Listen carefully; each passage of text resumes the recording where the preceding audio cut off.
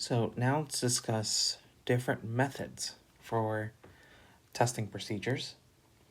We'll distinguish between three different kinds of methods. The first is what we call the critical value method. And alternatively, it could be called the critical region method. But what we do in this case is from our sample evidence, we obtain our test statistic. Whoops, that's not how you spell that. Statistic, which for now we'll call X sub test. Okay, so it's some statistic that lands on a sampling distribution.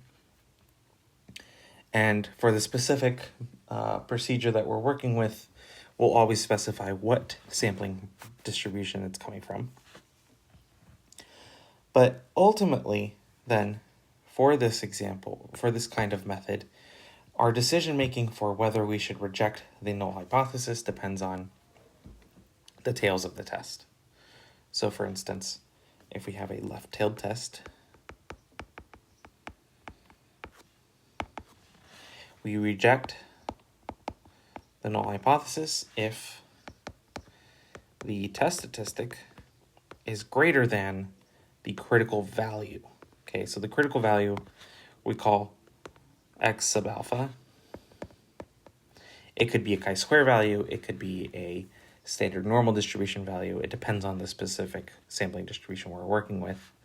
But if you think about a little sketch of the sampling distribution, essentially what we're talking about is if it's a left-tailed test, then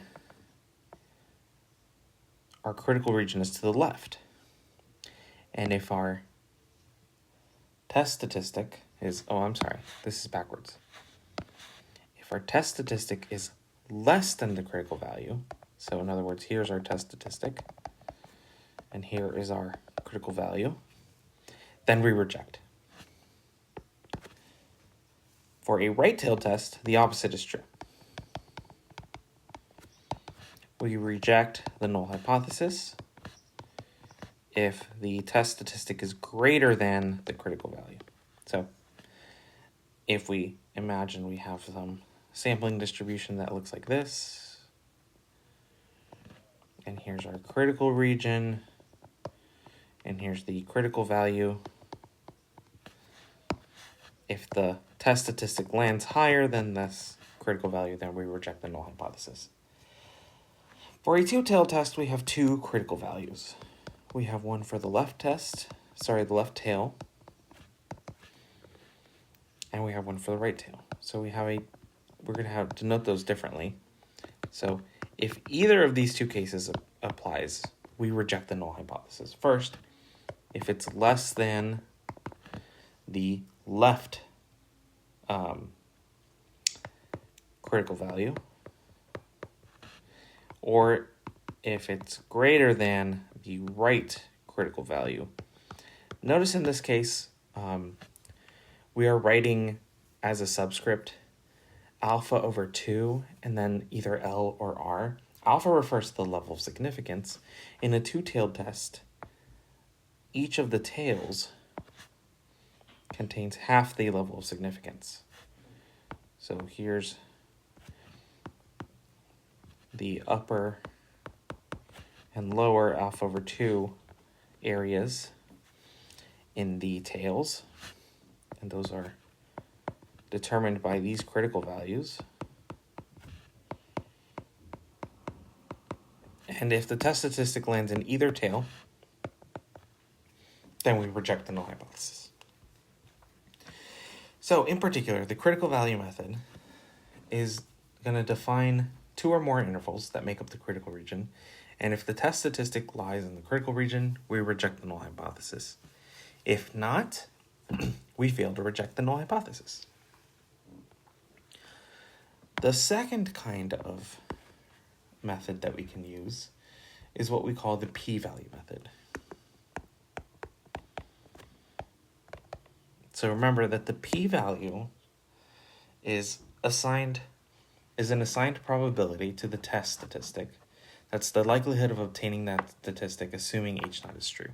So, in other words, for a left tail test,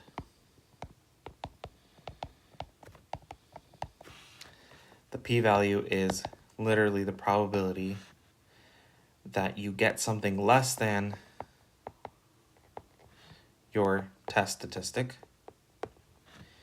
And for a right-tailed test,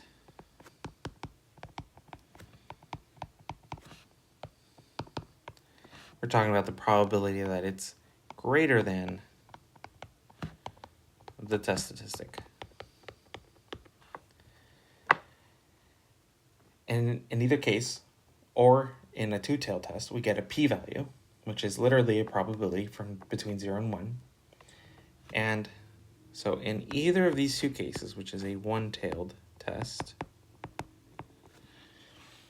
if the p-value, we reject the null hypothesis if the p-value is less than alpha, the level of significance. In a two-tailed test, we reject the null hypothesis if the p-value is less than alpha over 2. So, same level of significance, whatever it may be. It may be 0.05, 0.01. In the social sciences, 0.05 is standard. And these give us our thresholds for comparing the p-value to the level of significance. The third method that we might invoke is the confidence interval method.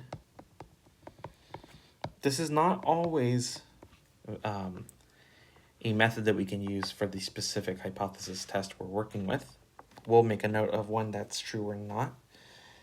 Also, the confidence interval method tends to differ slightly from what we could have gotten in the other two methods. So,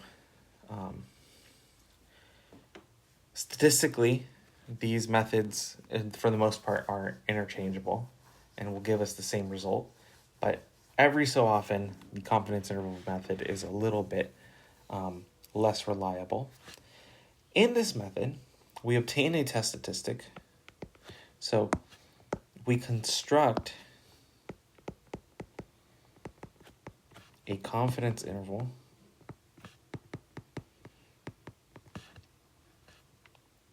using this test statistic and the level of significance. So for a one-tailed test, so either left or right, we use confidence level 1 minus alpha. For a two-tailed test, we use confidence level 1. For two-tailed, it's 1 minus alpha. I'm so sorry. For a one-tailed, it's 1 minus 2 alpha. And how do we know what we're doing here? So the test statistic will have a predetermined sampling distribution and will specify the specific confidence interval bounds for each test that we work with. And for our decision making, we reject the null hypothesis if the population parameter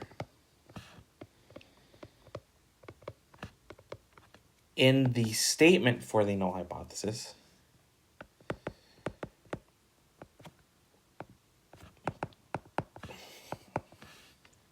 is not in the confidence interval.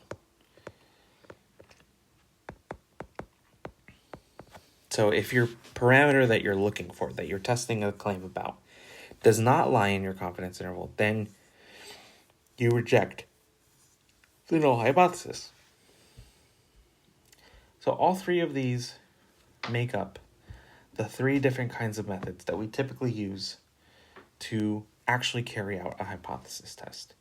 In the next video, we will actually see in motion all the pieces put together for a hypothesis test.